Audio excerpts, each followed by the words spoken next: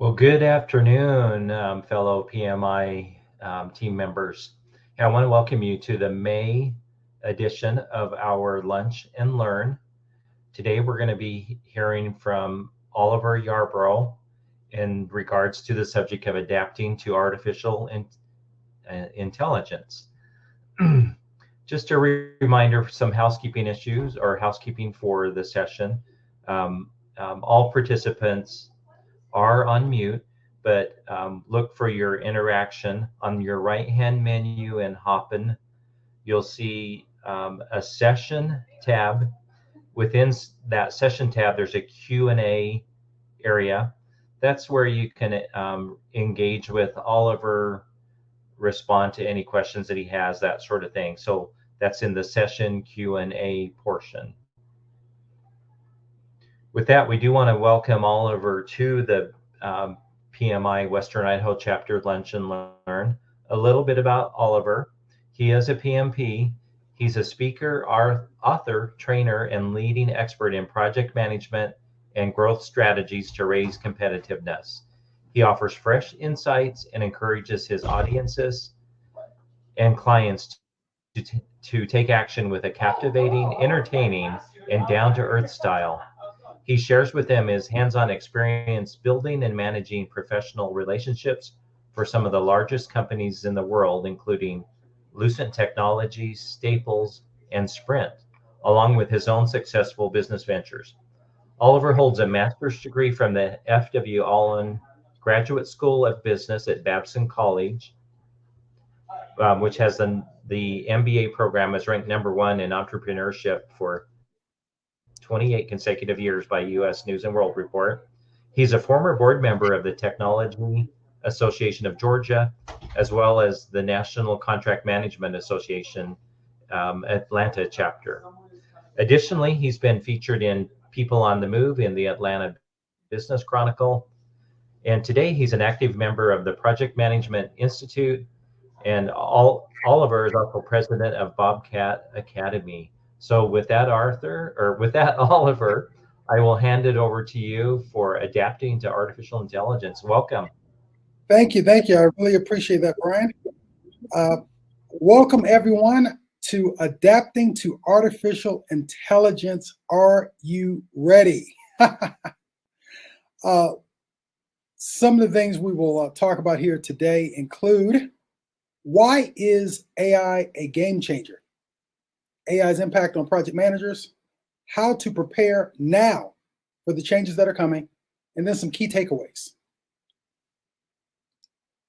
A little bit about me, right? I appreciate the introduction. I am Oliver Yarbrough. I'm a PMP, and I do have this small company called Bobcat Academy. And what we focus on is maximizing the value of project managers and team performance. A little bit about today's session, so I put things in proper perspective. This session is going to introduce you to the concept of AI in project management. It's something I've been talking about, writing about, speaking about now for over 5 years. And this is not a comprehensive session. I only have a small amount of time with you, so understand like we're not going to get into the every little intricate detail on this subject. I have other courses and things of that nature. But I am going to introduce you. So if you haven't been introduced to it, this is going to be a great session. If you have some experience with it, then let's talk, okay? So let's think back to a past time, okay? Managing projects yesterday versus today. And I do have to apologize, like you won't see some of my graphics and things flying in because I'm not in presentation mode, but that's fine. But managing projects yesterday versus today. So do you remember back in the day, like maybe 2 or 3 years ago, where you managed teams in person and you stood in conference rooms and you spoke to people face to face? Weren't those the days? But nowadays we're sitting in front of a laptop, typically like I'm doing right now.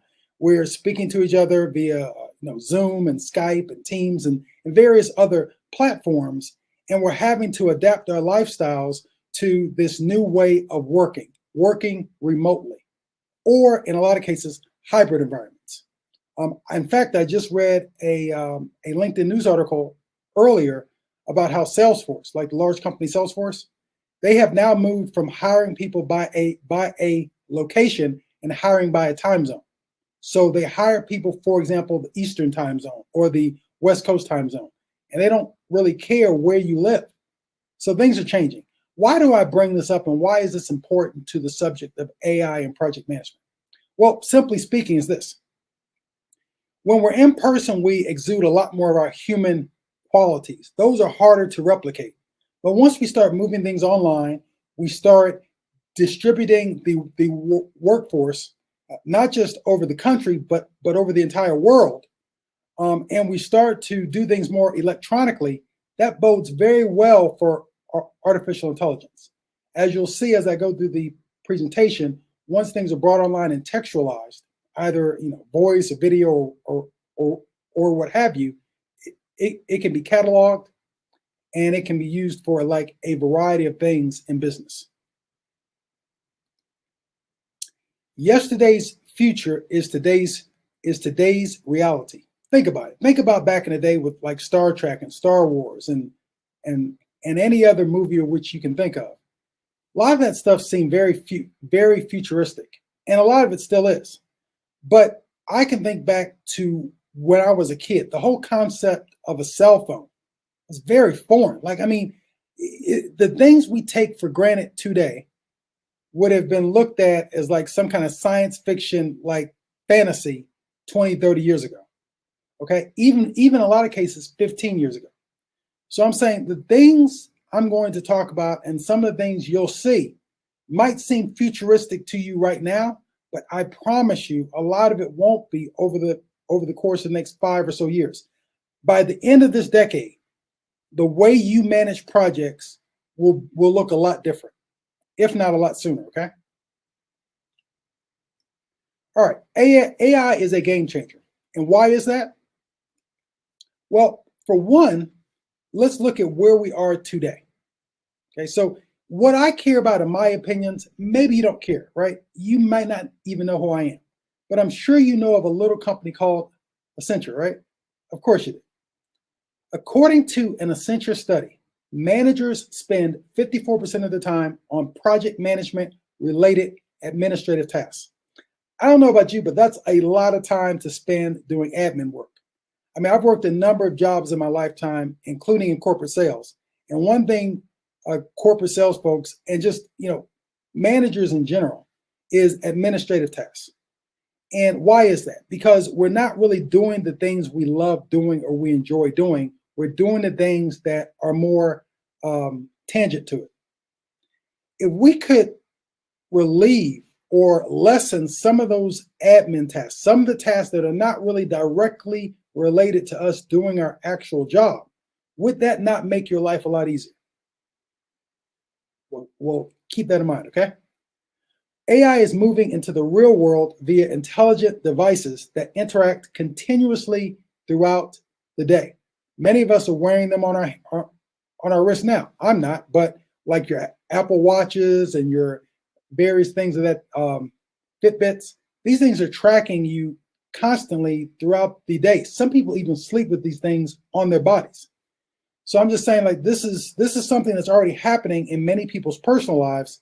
It's a matter of now moving that from the personal realm into the business realm. And then AI harnesses massive amounts of data. And that's something we'll talk about briefly, though. You can't have an AI conversation without talking about data. But, the harnessing of AI is also, it's determined by patterns, and ultimately it helps you make predictions. That's why we want this, okay? It helps us predict what's going to happen faster. And the thing about it is AI is very good at sifting through a lot more information, especially if it's brought online.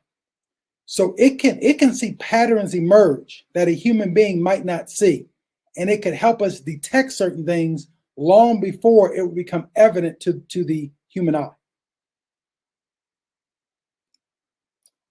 So great. Let's look at some examples here. Have you heard of this company called CVS? More specifically, CVS Health, which is the parent company to both CVS Pharmacy and Aetna. they got these things called health hubs. I don't know if you've heard of them. I don't know if you've gone into a CVS pharmacy lately, but some of them, not all of them, have what's called a health hub. And what this does is, it offers a variety of tech-enabled health services that are enriched with continuous streams of data collected from health apps on their customers' devices, along with their partners' systems. Why is this relevant to our conversation today? Great question. It is because this is an example happening in healthcare, because I do speak to a number of healthcare organizations or chapters that have a very big health aspect to them, right? I mean, healthcare workers, hospitals, things of that nature. So I'm showing you an example here to show you that if it can happen in healthcare, it can happen in a number of other industries. So in the specific case here of the health hubs, what they've done is I'm assuming they've gotten approval, probably through you signing on some type of document, but you've given approval to essentially this CVS Health Hub monitoring your health. So maybe they do it through an application on your phone, or you wearing a Fitbit or something, or like a Google Apple Watch, or any number of things, but it's monitoring. And I'm giving you an example here. For example, it may be monitoring your heartbeat or the status of your heart. And let's just say hypothetically, it identifies something's wrong. It's an irregular heartbeat, or your heart is acting off kilter. It can then notify your healthcare provider and or doctor that you are having heart issues, and they need to schedule you for an appointment as soon as possible. It can then go into the calendar and book you an immediate appointment, put it on your calendar, and I mean, in the worst case, it could even schedule you an ambulance. All this is integrated. All this data is being captured. Again, I'm assuming like they've gotten the approval of their clients.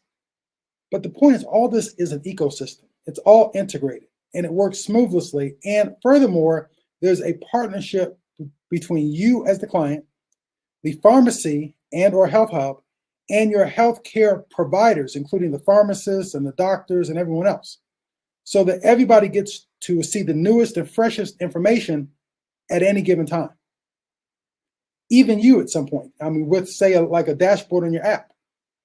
This is just how things are evolving, and I want you to extrapolate this to your industry. It could be finance, it could be IT, whatever you may have. This is going to happen at various levels and at various times in the near future, and it is happening in some industries right now. So where are we today? And with another example here, Cisco. And more specifically, in this case, Cisco Spark. This is an example from several years ago, but it's still applicable for just giving you an example of how this is being integrated. So Cisco Spark partnered with a company called Redbooth. Redbooth is an all-in-one project management and collaboration platform. And they partnered with them in order to extend the Cisco Spark's messaging experience, along with enhancing team collaboration and productivity. By doing this, they were able to accomplish this through bot integration. These bots continuously monitor an entire team's performance, and they could even drill down to an individual team member's performance. If the performance was less than expected, the appropriate parties were notified. And they could also answer questions using natural language. Well, what is natural language? Natural language is the language you and I speak and we understand each other in. So when I use the term natural language, I mean the computer system, the robot, AI can respond back to you and engage you in a language that you already understand. In our case, English. But if it's in another country, it could be adapted to that country's national language, and then it can respond accordingly, okay? Accenture. So another example here coming from Accenture here. They have something called a virtual scrum master, and their virtual scrum master is called My Wizard. This came out several years ago. It's still in use today. But what makes this so special, right? And a lot of people think, oh, I'm in Agile or I'm in Scrum and all this, and I probably won't be impacted because of the high touch nature of that specialty. Well, I'm here to tell you that this My Wizard, it benchmarks automation maturity. It identifies opportunities. It creates roadmaps. It manages the journey, and it continuously measures the value delivered. This software platform has AI built into it, and it can do, last I read, it can do upwards of 40% of what a current Scrum Master does. Now, this was from a year or two ago. I'm sure it's improved since then. It's my theory or my belief that once they've perfected this to a point where this My Wizard can do upwards of, say, 60 to 70% of what a real life Scrum Master can do, it can start to replace and replicate much of what a human Scrum Master does. And in some cases, it will allow Scrum Masters to then raise up to a higher level and work on higher level activities, or it can right size an organization and allow them to optimize their existing resources. We have to understand, okay? Agile teams, and especially in the Scrum world, are self-organizing, self-managed teams. The Scrum Master is not really there to manage anybody. Like, they're there to basically be a facilitator. So in that role, you really have to, and I'll briefly touch upon this later, but we really need to look at the tasks we do. And this is why I tell everyone, right? If you want to see how AI could impact your job, make a list of all the activities or actions or tasks or processes you go through on your project. For example, if it's 100 of them. And of those 100, see which one of them are duplicates, which one of them tend to happen over and over again, which one of them could potentially be automated. And I suspect in many of our cases, out of, say, of 100 activities, upwards of 20 to 30 of them could potentially be automated in our day-to-day lives right now. But you won't know this unless you go through that exercise on your own. All right, I have a short video here I want you to watch, and I'll explain the relevance of it after we get done here, okay?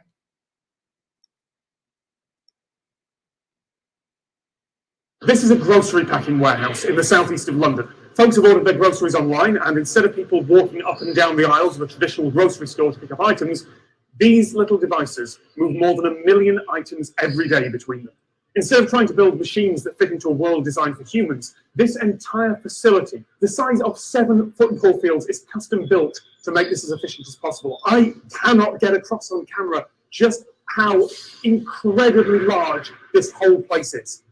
The top speed of those boxes is about 14 kilometers an hour, and they pass within 5 millimeters of each other when they move. So, how many robots are there in the Hive? Well, that depends on how you count them. What you're looking at behind me is the Hive. We've got the grid, which is the metal structure. It's filled with products. So that product is housed within what we call totes, or these open boxes that you can see at the top of the grid. We have around 2,300 bots, and they move the stock around the warehouse so that we can pair it up with customer orders to be delivered. The bots will move in the X and Y direction. They can also move in the Z direction. So we have a cable hoist system that means that they can lower down a gripper assembly and grab onto the stock that we have in the grid. In some areas, we have as deep as 21 totes all in a line. We have sensors underneath the bot. That means that every time it passes over one of the squares on the grid, it has a laser underneath it that can tell when it moves over that cell. So it will say, I've passed a cell, I've passed a cell, I've passed a cell. We have around 58,000 different types of individual products within the grid. We'll use the huge amounts of data that we gather to understand what customers are most likely to order and place them in the easiest to reach locations for bots. All of that combined means that we can have stock into the warehouse and out again from our suppliers into a delivery van in just 5 hours. The robots deliver their crates over to the packing area. Some of that packing is done by humans, but there are mechanical arms as well. One of the big problems they've got to solve is that grocery packaging is designed for people, and the interactions between all the objects they deal with can be complicated.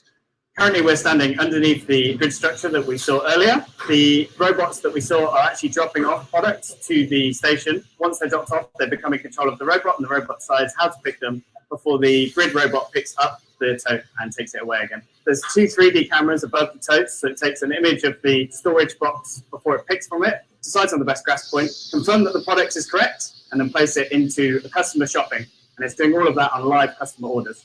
We make sure that we don't mix something that's heavy with something that's soft. There are things that the robot can't pack, things such as very, very heavy, very large, or very fragile items, but there's a lot of range in between that.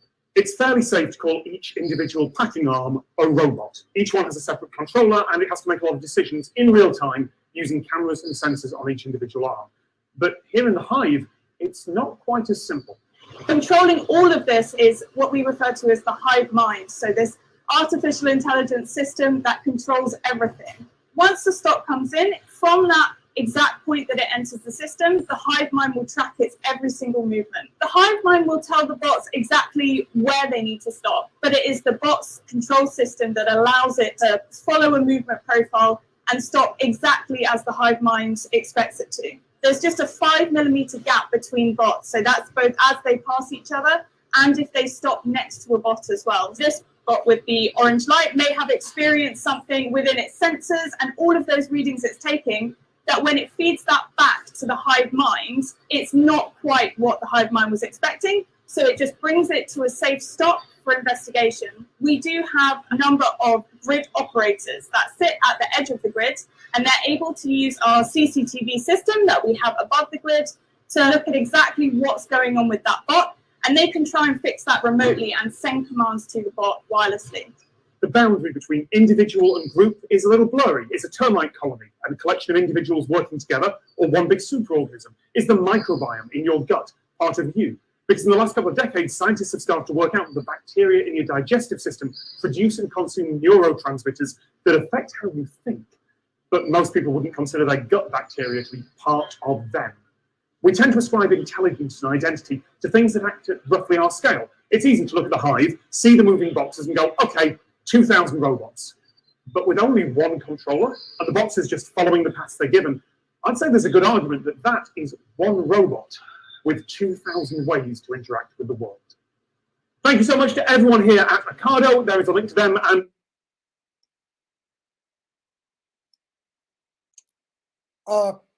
did I get your attention? I know the first time I saw that really woke me up. I was like, wow. So you're probably thinking, yes, if I'm in the supply chain or if I'm in working in warehouse, maybe this is relevant. But I'm saying that you really have to be able to extrapolate this out and see that, if it can work in this type of environment here, this can work in almost any type of environment. So in this case here, Amazon employs a network of robots. These robots are managed and monitored by what's called a hive mind. In the future, the process will be further automated by having packages picked up and delivered by drones. So it's getting to a point where a lot of this stuff is just fully automated. And the concept of the hive mind is the concept of, if you can bring everything textualized, if you can bring it all online, it can be better monitored.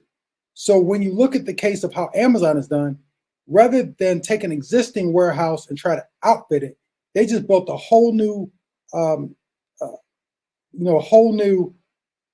center warehouse where it was built specifically from the ground up for this hive mind concept. Okay, so just something to keep in mind. And as you start seeing things like this start to play out in your job, you'll see the infrastructure being built for it. Because this is what I was saying 3 or 4 or 5 years ago. I'm like, you don't see it right now because the infrastructure is being built. And it's just like roads or expressways. I mean, if you're having like a new bridge built in your town or like a new expressway, they have to do surveys and they have to do land studies, and then they have to architect how the bridge or road like will be built. So by the time they actually start tearing up ground and laying asphalt, they've been planning for this for 3 or 4 or 5 years, if not longer. Same thing here. So in your job, you'll probably notice, infrastructure, various things being done to put this into motion, but you may not see the actual roads being built yet.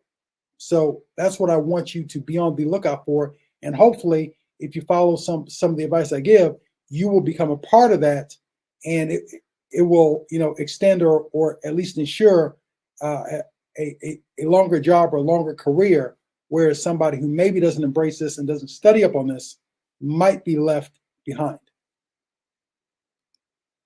Okay, so let's talk about tomorrow. We know where we are today, but where will we be tomorrow?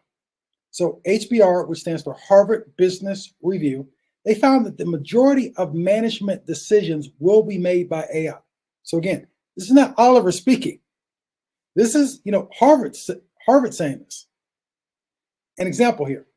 Say a bot notices that a resource is performing tasks. And when I say resource, it could be a human resource or it could be a digital resource. But either way, a resource is performing tasks at 60% of its target and showing traits similar to a previously failed project. Well, to a human, it's obvious, okay? If you managed, a couple hundred projects over the course of your career, you probably have a good sixth sense of when things aren't going right. Well, this is taking it from just being a sixth sense to putting massive amounts of data. I mean, you could literally upload, multiple projects from the past, from either your company or from other companies, into your database. And it can already pick up on patterns so much faster than you can. So in continuing this example, it could flag tasks assigned to that resource for review, notice or notify key stakeholders, and request alternative or additional resources so the tasks can be brought back in line with the original plan. See what I'm getting at here? So, sort of like that hive mind. It identifies a resource is not being optimized or it's performing less than expected. It can step in and make changes, do various things. Someone's mic is open. All right. Hey, Oliver, this is Brian. Yes. So on that point, are there tools, and maybe you're going to talk about this, are there tools to automate these sort of tasks? Or I'm just kind of thinking about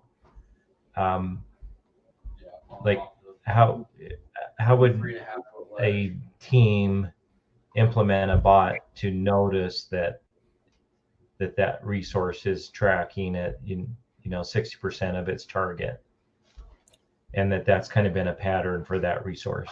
Just how does that actually happen? Well, that happens with a lot of integration. So I give this example not so much for you to implement this step by step like right now.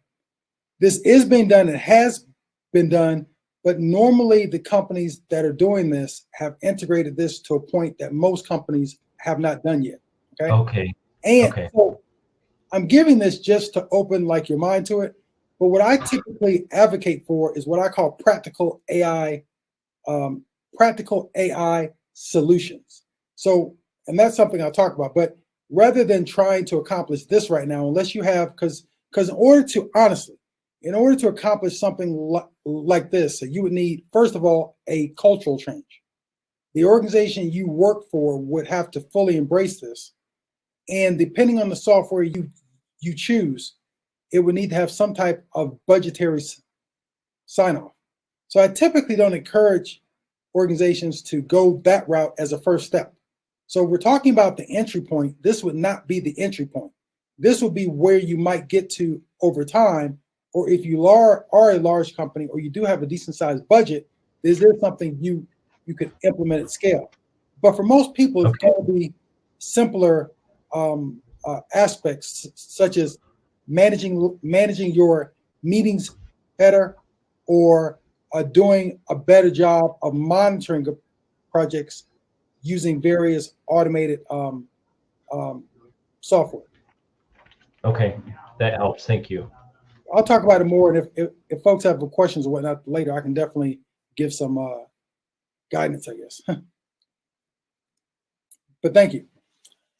Okay, so according to McKinsey, another large consulting firm, by 2024, AI-generated speech will be behind more than 50% of people's interactions with computers. So now we're talking about conversational AI. I don't know if you've studied this or if you've looked into this, but type in Google conversational AI, and that will take you down a rabbit hole that will have you thinking at a much higher level, okay? So new data from McKinsey states the number of patients utilizing telehealth rose from 11% in 2010 to 46% in 2020. Telehealth may eventually account for 20% or $250 billion of US healthcare expenditure in the near future. Telehealth is very ripe for disruption, and that is one of the areas where AI is also being used. So we're seeing AI being used very heavily in the healthcare space. I get a number of people, and I'm sure there are folks on this, in this presentation right now, who work in the healthcare industry. Had a lady reach out to me after one of my presentations, asking me for some guidance or advice on how she could introduce this into her healthcare environment at her hospital. And one of the apps that I sent her to was an application called Nuance, Nuance. The company was bought by Microsoft. And one of the big reasons I suspect Microsoft bought them was because this software is used a lot in the healthcare environment. And one of their most popular products allows doctors and nurses and various other healthcare professionals to voice in their needs and get back a verbal response rather than having to type it in. So it makes for a less touch or contact environment, which is very important in this day and age. And it allows you to get answers and engage by using your voice, again, hands off, and get the information you need, okay? Very important to keep in mind.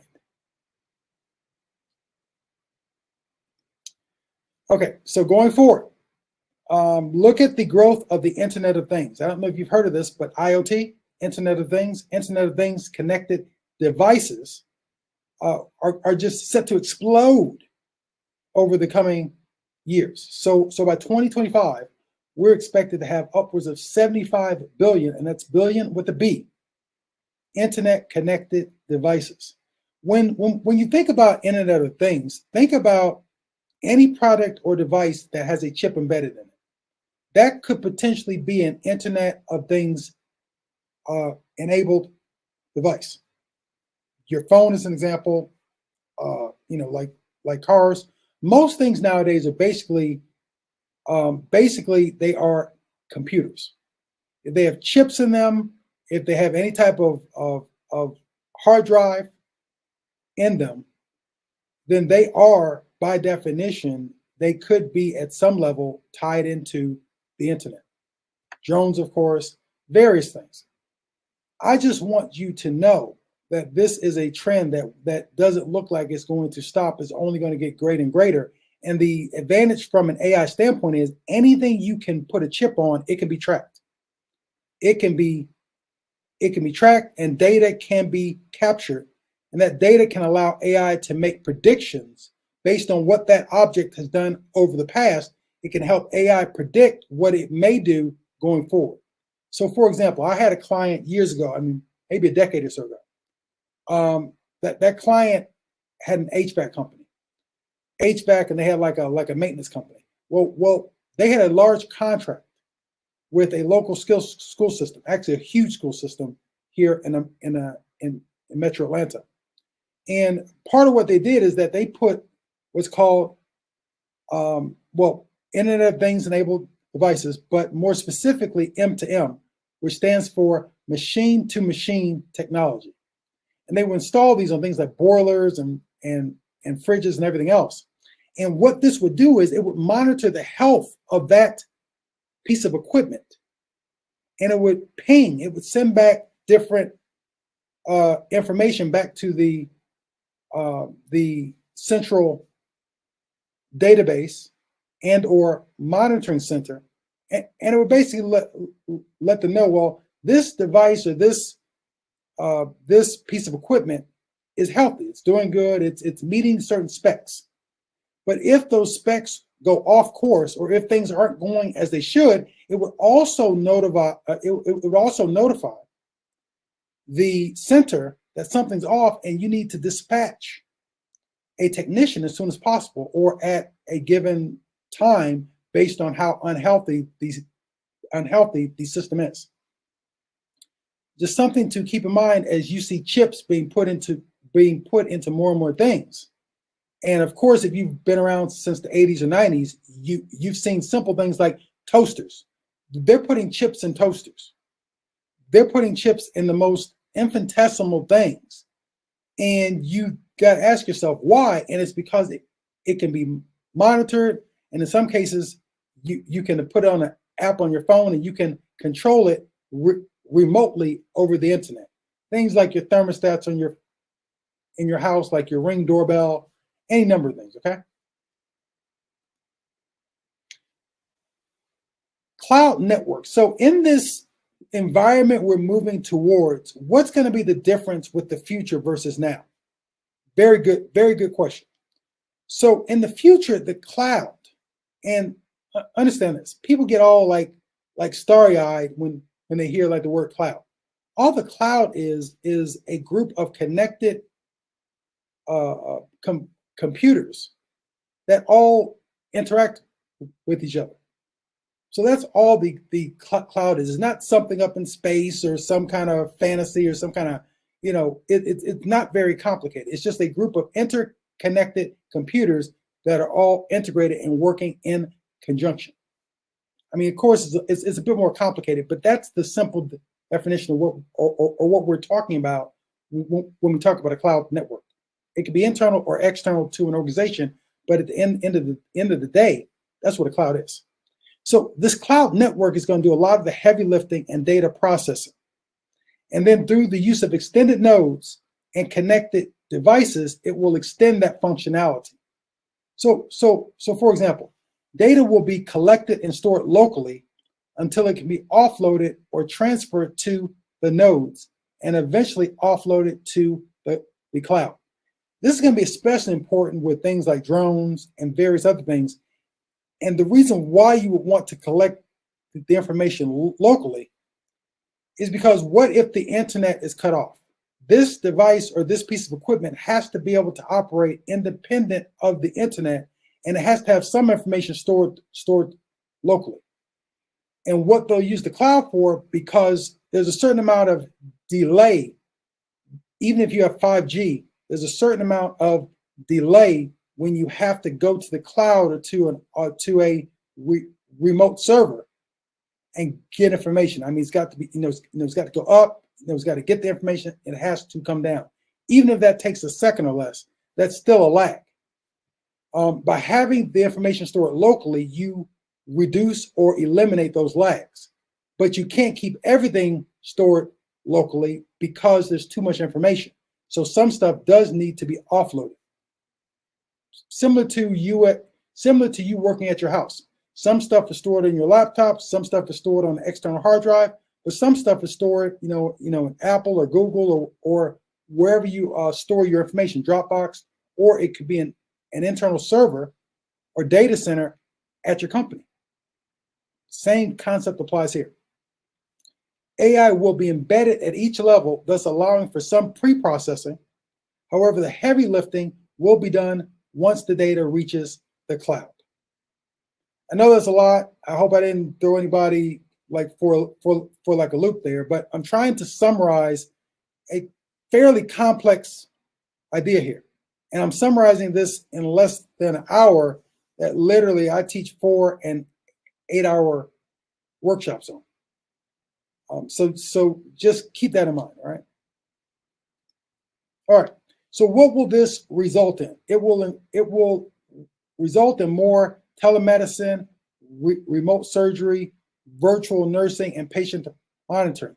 This, of course, applies to the healthcare industry, but the same thing applies, in our regular day-to-day projects. It allows you to, especially if you have a team that is dispersed across, say, the country or world, this allows you to monitor them and get updates and do various things without you having to pick up the phone and or type something out. This, if done properly, can be streamlined.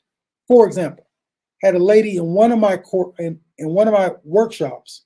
She worked for a construction firm, and unbeknownst to me, she was already doing a lot of this. And so she chimed in on one of our sessions, and she said, "Oliver, I'm doing a lot of this already." She's in construction. She has gotten it to a point where she can do a lot of her job remotely. She does not have to go to the job site. Her people either upload or they type in their updates either periodically or at the end of each workday, and she can make decisions on the nature of her projects without having to go in or having her people do stand-ups or do whatever at the end of every day. People input the information at their convenience, and she gets everyone's stuff, and the system brings everything together. It parses through it, and she gets updates in real time on a dashboard on what's going on. And what I'm telling you is if this can happen in the construction industry, it can happen almost anywhere, because most of us think of construction as a type of job you have to do in person, especially from a management standpoint. Now, we know that people doing the actual work need to show up. And I mean, if concrete has to be poured, somebody's got to go there and pour it. If beams have to be installed, someone's got to get up there and install them. So those things obviously need to happen in person. But from the management aspect, believe it or not, a lot of that can be done remotely. That's not to say that she didn't have to go in on site every once in a while, but she didn't have to as often as she used to. That was a fairly fascinating conversation we had there. Keeping it moving here. All right, so now that we know where we are and where we're going, let's talk about AI's impact specifically on project managers. So a lot of project work takes place online. Work that happens offline can more easily be captured through things like chatbots and Internet of Things enabled devices, and then brought online. Once it's been textualized, meaning it's in a text-based format, AI can really add value by curating and gleaning insights. AI can learn over time and optimize itself.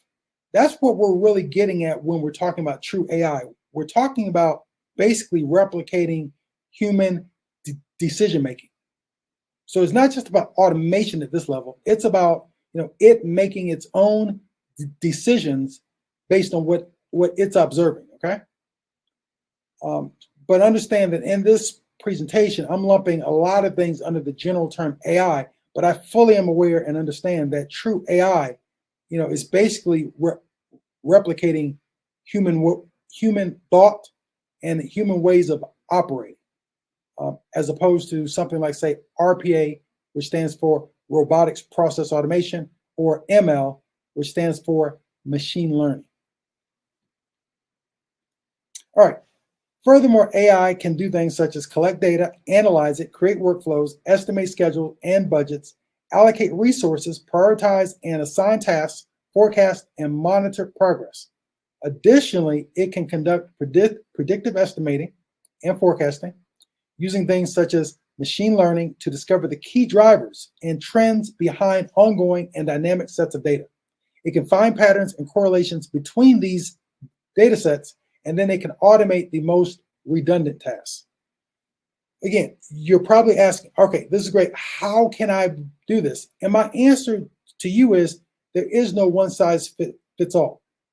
Typically, what needs to happen is it needs to be adapted to your situation. For example, the software that the construction manager used was probably not the same software you'll use. If you're working in the hospital, it's probably going to be a different software than somebody working on an agile team. But what I want to really accomplish in today's session, again, I only have about an hour or so, is I want to introduce the concept to you and let you know what's possible. I will talk about several tools, but it's hard to give general advice for everybody when we're talking to multiple people in multiple organizations and multiple industries. But I will give you some practical advice, because that's what I really espouse, is the practical use of AI. Using AI in ways that are less disruptive, that you can hit the ground running and use it without having to go and get senior level approval. If you have to write up a business case and get everybody from the top down to approve it, that's going to stymie a lot of people's progress in adopting this. So that's why, as I'll state here shortly, I talk about you using it to optimize your meetings, to help you better monitor the progress of your projects, and to use more off-the-shelf software that doesn't require a lot of customization. Because again, the more you have to customize it, the more it's going to slow you down, and it's going to deter the average project manager from doing it, because they have other work that they need to actually accomplish. All right. So, story. I once had a project management consulting firm, and we offered a service where we would shadow project team members, document what they did step by step, and then we would hand this analysis over to our client, and so that they could better train other people on that team member's roles. Well, the question I have for you is, how is this any different than what's happening today? AI sits in the background. It shadows you and what you do online. It documents exactly what you do step by step, and it reports what you do back to upper management. It may not be happening in your job specifically, but this is happening in a lot of different ways. If you've ever seen, and one example I give is, obviously this thing could be used for various purposes and various extremes. But I've seen it a lot with teams who outsource their work to like foreign countries.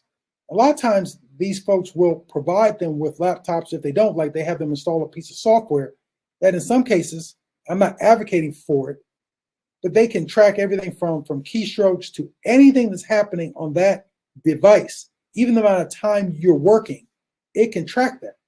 It can monitor. A lot of companies make you keep your camera on as well. So just because you're not personally being impacted does not mean this is not happening, okay? So I'm saying that they're doing the same thing electronically that me and my former business partner were doing as a team years ago.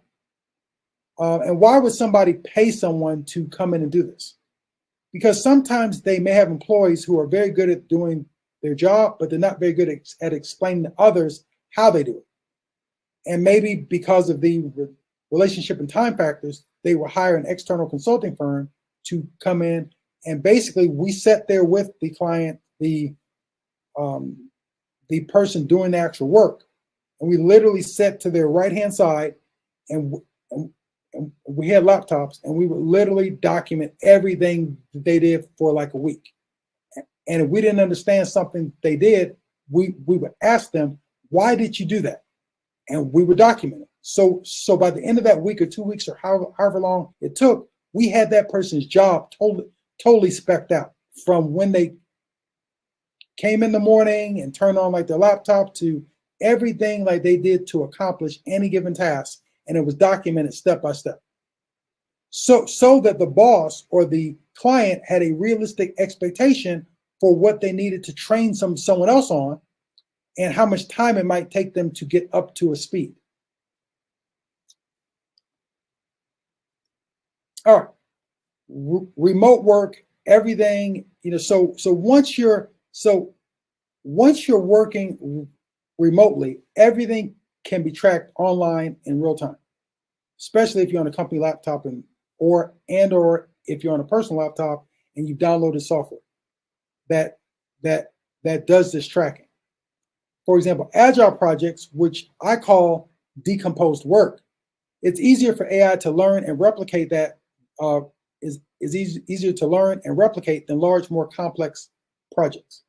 And then management and oversight is being offloaded to the cloud.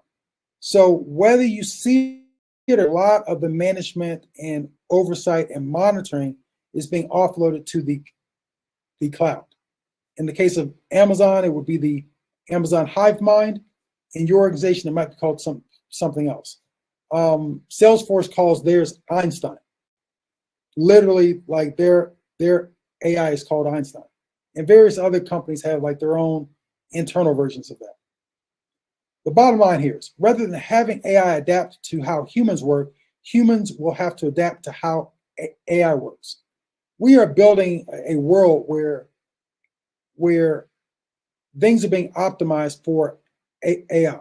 It's just easier if you're building in a new network or a new way of doing work, you want to sort of build it with AI first.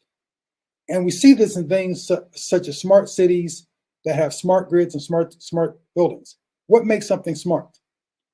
It has chips in it, and it can be monitored, and it can be, at some level, it can be controlled and or managed or monitored by AI. So things like cameras, things like the machines. Even in my house, I have an HVAC, and I have a quote unquote smart HVAC. It knows how to regulate itself. It can read the temperature. It can see what the forecast is. It can self-analyze itself. It can even ping the HVAC company and let them know it's not healthy. I mean, the way the technology is nowadays it's absolutely mind-blowing. I know it's been years. I even worked the sprint, but I still get kind of giddy, believe it or not, when I actually look and see how far a cell phone, it's not even a cell phone anymore. I mean, it's a handheld laptop basically, but to see how far the phone has grown from the very earliest days to right now, it still boggles my mind right now. So I can't imagine how the world will actually be once these other things come in place. And I'm almost done here, and we will have time for some Q&A here. All right, so how to prepare. First up, mind the gap. Ask yourself, how routine is my job? Why does AI need me? So rather than, a lot of people think of AI as a tool. And I'm not saying it's not. But the way that I teach, and again, I don't really touch upon this much in this presentation, but I think of AI as more of a stakeholder. I don't really advocate for treating AI like a piece of software or a simple tool, because it's more than that. AI, the way I'm seeing it being adopted, is more of a stakeholder. It's not a human stakeholder, it's an artificial stakeholder, but nevertheless, it's a stakeholder. And like any other stakeholder, you need to take into account what it needs and how it likes to operate in various things of that nature. And that's a longer conversation for another day, but that is something I want you to start to internalize. And then ask yourself, what is my value add? We know the possibilities of what AI is able to do, but how will you remain competitive and value added in an AI-driven world? Again, maybe for some of you, it might seem like I'm jumping the gun. Definitely felt that way like 5 or 6 years ago when I first started talking about this. People thought, wow, I mean, Oliver's way out there. I mean, I don't see it in my job. And then I started giving examples of what I was seeing in the healthcare environment, what I was seeing in the financial services environment. I'm saying, you know what, if it's impacting these very much hands-on, very human-centric jobs, it's going to impact these other areas. It's going to impact IT. It's going to impact, areas we don't think it can. And sure enough, it's starting to right now. And I'm sure that there's some of you in this call, on this presentation, who are going to give examples of how it's impacting you right now. All right, here are 3 ways you can adapt. Number 1, be an individual contributor, okay? And I'm talking about the roles you can play in this new environment. And I'm telling you, or I'm encouraging you to start to prepare yourself and move into one of these roles right now as a project manager, rather than wait and be forced into one without your really wanting to. And I say this as somebody who has pivoted and transitioned from multiple roles, multiple industries over the course of my 20+ a 20 plus year career. So as an individual contributor, you need to improve your technical skills. You need to help to capture larger data sets. You need to train AI using machine learning. And you need to be creative. For example, experiment to see what works. As a project manager, somebody who wants to stay in this role, and what I think about is somebody who's really not looking to advance. You really want to stay here, or maybe if it's not advancing, you want to move lateral, or you want to move, well, I shouldn't say, well, I mean, yes, lateral or horizontal. You really are not interested in moving into upper management, for example. If you want to stay in this, in the sweet spot, these are the things, in my opinion, from my view and from what I'm seeing, you're going to need to do in order to stay relevant. Next up, be a translator. Translator is, think about if you've ever gone to a foreign country and you've been speaking or tried to speak to somebody who did not speak English or speak your native tongue. You would probably need a translator, at least back in the old days. Nowadays, like, there's apps for it, right? I mean, like, that's my new slogan. There's an app for that. I mean, even Google Translate, it's able to accomplish this. I remember you could, I mean, even now, you could put your phone down on the table, have it in this translator mode, and you can literally, for example, I could literally speak English, and let's just say on the other end, someone's speaking Spanish, and they could speak Spanish, and it would translate to me in English what the other person said, and vice versa. That's been happening for years now. So, like, that's nothing unusual. So from a project management standpoint, I'm encouraging you, if you don't want to be number one, then consider like number two, or the second option here, of being a translator. In this role, you will solve problems, you will interpret AI-driven insights, you will translate between AI, the teams you work on, and upper management, and you will help the teams communicate in natural language that AI understands. So AI understands zeros and ones, but is also able to engage us in a lot of times with natural language. Get the teams used to engaging AI or this AI-powered software in such a way that it understands what the people are saying, and so that the people also understand what AI is saying.